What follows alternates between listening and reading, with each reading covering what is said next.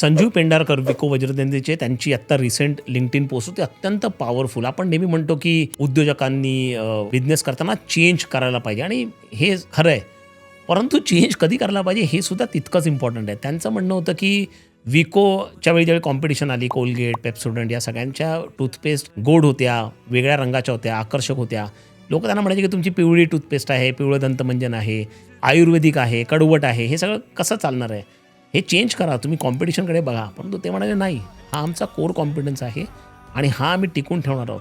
वर्षानुवर्ष त्यांनी चालवली आणि आजही कोलगेट, पेप्सोडंट आणि अत्यंत दुसऱ्या मल्टीनॅशनलसुद्धा टिकून विको वज्रदंती उभी आहे आणि भन्नाट सेल करते. याचा अर्थ काय? त्यांचं म्हणणं आहे की चेंज कधी करायचा आणि काय करायचा आणि कसा करायचा हे सुद्धा उद्योजकांनी जाणणं अत्यंत गरजेचं आहे. केवळ कॉम्पिटिशन करते म्हणून आपण पण चेंज करणं योग्य नाही आहे.